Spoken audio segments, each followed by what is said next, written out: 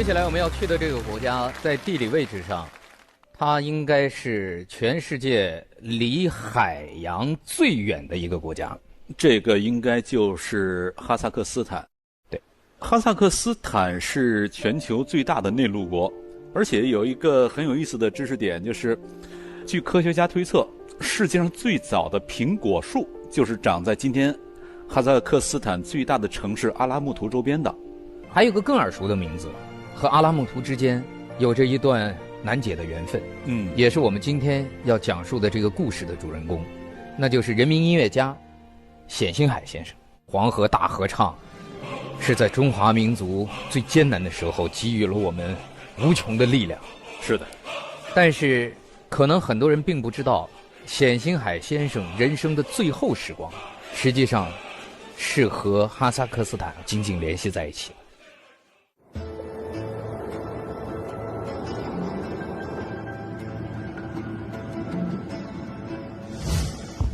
哈萨克斯坦位于亚洲中部，是世界最大的内陆国。这里同时具备雪山、草原、峡谷、沙漠等截然不同的地理特征。哈萨克斯坦是一个多民族、多文化的国家，拥有丰富多样的民族风情和文化传统。作为共建“一带一路”的首倡之地，哈萨克斯坦近年来与中国展开了广泛的文化和经济合作。这是位于哈萨克斯坦阿拉木图的冼星海大街，街上有一座以荷花为造型的冼星海纪念碑，上面用中哈俄3种文字镌刻道：仅以中国杰出作曲家、中哈友谊及文化交流使者冼星海的名字，命名此街为冼星海大街。我父亲用音乐在中哈之间建起了一座友谊的桥梁，因此哈萨克斯坦人民将这条街以他的名字命名。1940年5月，冼星海化名黄训，远赴莫斯科为纪录片《延安与八路军》进行后期制作与配乐。后因苏德战争爆发，辗转滞留在哈萨克斯坦阿拉木图。就在冼星海孤苦无依、饥寒交迫之际，哈萨克斯坦音乐家拜卡达莫夫无私地向他伸出了援手。两人在那个残酷的战争年代结下了一段深厚的友谊。我是别里克·艾特詹诺夫，是哈萨克斯坦演员。这部电影叫《音乐家》，我在影片中饰演哈萨克斯坦著名作曲家拜卡达莫夫。拜卡达莫夫给冼星海提供了住处，给他介绍了工作，在他困难时伸出了援手，支持冼星海进行音乐创作。在2年半的时间里，冼星海根据哈萨克斯坦民族英雄阿曼盖尔德的事迹，创作了民族英雄题材交响曲《阿曼盖尔德》。后来还创作出很多部音乐剧作，将中哈友谊展现得淋漓尽致。在距离阿拉木图4000多公里的中国广州番禺，冼星海的故乡，也建起一条冼星海和拜卡达莫夫友谊之路，与阿拉木图的冼星海大街遥相呼应，激励两国人民永远铭记这段故事，继续传承友谊。我是谢尔扎提亚赫夫，是电影《音乐家》的导演。为了创作这部作品，我曾多次前往哈萨克斯坦寻找冼星海的踪迹。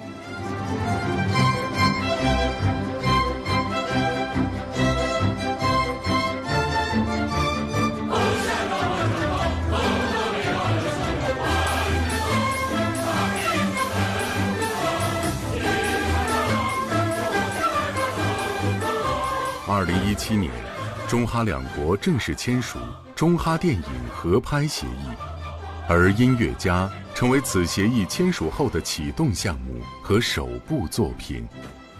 作为冼星海大街走出的新一代文艺工作者，我要讲好冼星海和巴格达莫夫的故事，传递中哈友谊的薪火。接下来，让我们掌声请出导演和演员来到我们的现场，共赴和美之约。掌声有请两位。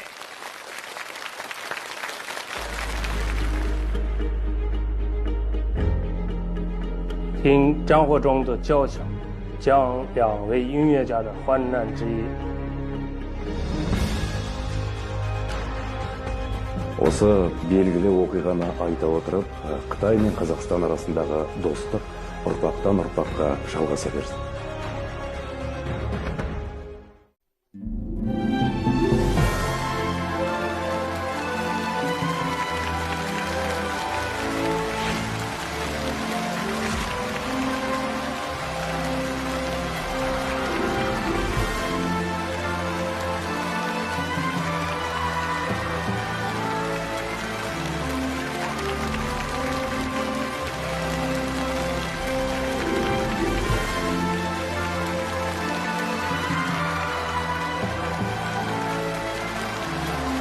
欢迎中国的导演希尔沙提先生和来自哈萨克斯坦的演员别里克先生。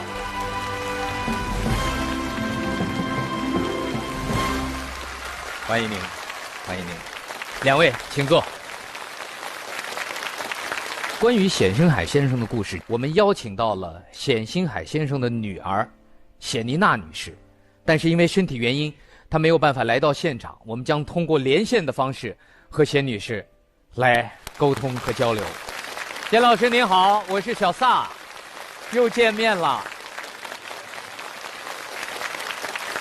冼老师，就是想让您给我们讲述一下当年冼星海先生是怎么认识拜卡达莫夫先生的。当年我的父亲冼星海被迫逗留在了哈萨克斯坦阿勒木图。在一次偶然的机会，拜卡达莫夫在剧场的门口看到了我的父亲。Скрипач？ 就问他这么晚了，剧场都关门了，你为什么还不回家？我父亲呢，当时俄语说的不太好，就给他比划，就说他没有家可以回。拜卡达莫夫就把他领到他自己的家里去，就给他妈妈说，这个是学音乐的一个外国朋友，他呢无家可归了，我们把他收留吧。他妈妈就是很为难，口粮问题怎么解决？后来，拜卡达莫夫就对他妈妈说，咱们哈萨克斯坦的民族就是见人有困难，就是要伸出手来帮助他。学音乐的人都是好人，你就把他收留吧。在拜克达莫夫的劝说下，我的父亲在他们家住了一晚上，这样的他们就是结下了友谊。所以我觉得呀，其实拜卡达莫夫先生当时在收留了冼星海先生之后，可能一开始以为他只是一个普通的学音乐的人，但是一定在后面的交往中，他慢慢感觉到这一定是个大师级的人物。而且以冼星海先生的音乐功底，他的那个能力是隐藏不住的。拜克达莫夫是学音乐的，我父亲就是教他作曲、指挥等等吧。他妈妈看的儿子和我父亲之间的交流，就是非常感动。有的时候给我父亲一点什么汤汤水水呀。你知道，在战争年代，他们那个粮食很缺乏的，从他们的牙缝里头挤出来一点点东西给我父亲来解饥。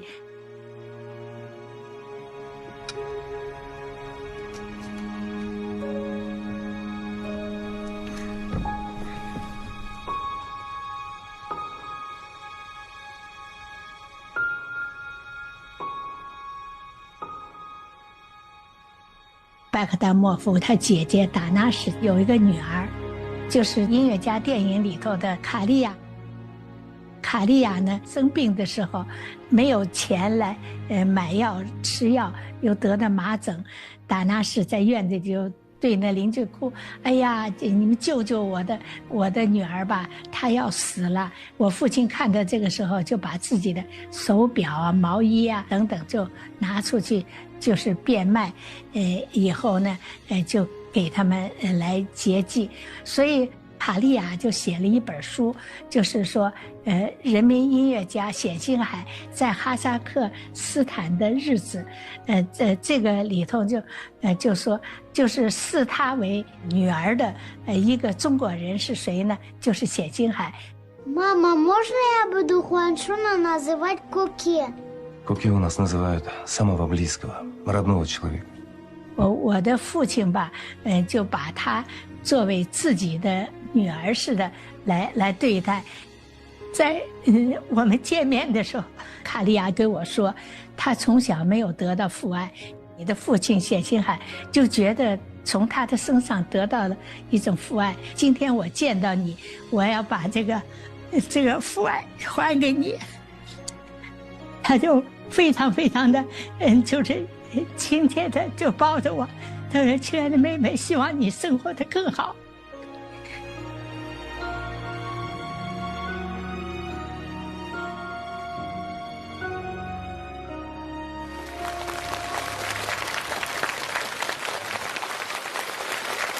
听到这故事的时候，实际上我脑子里第一反应是，我在想，冼星海先生面对这样一群沉默而又热烈的人，感受到的是一种内在的不甘沉沦、不甘寂寞、坚决抗争的一种激情。这所有的这些激情，在音乐家的笔下，一定会把它给充分的释放出来。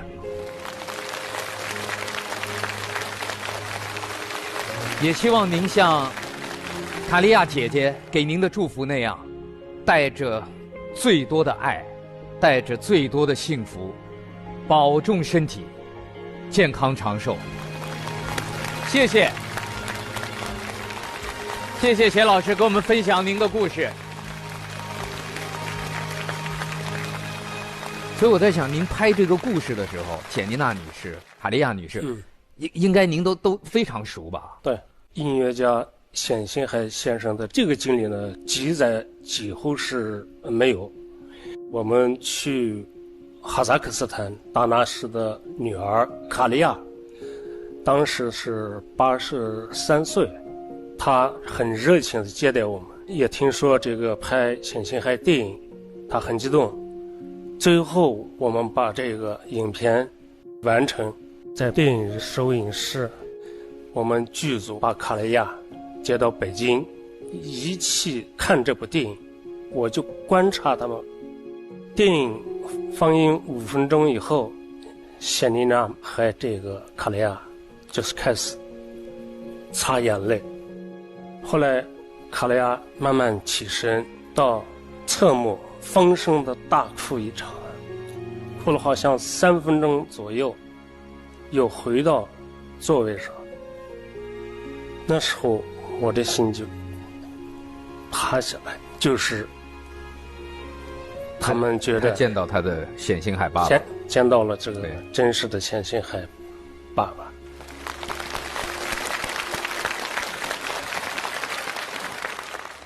那我想问的是，拜卡达莫夫先生在哈萨克斯坦有对他的非常详细的历史的记录吗？ әрине болған, бірақ мен өз басым бұған дейін бұл оқиғаны білмеппін.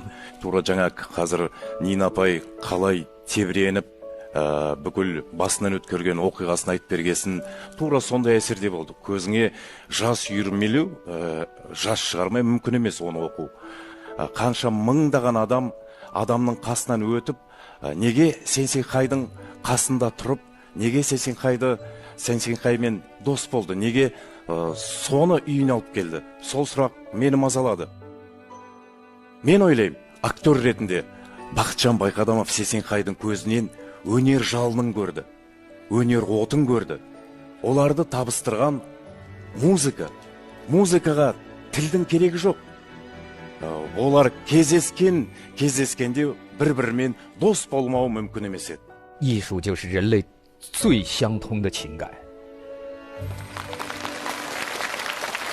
这些年来，中国和哈萨克斯坦之间的艺术交流，应该说在以各种各样的方式、不同的领域，在为我们带来惊喜。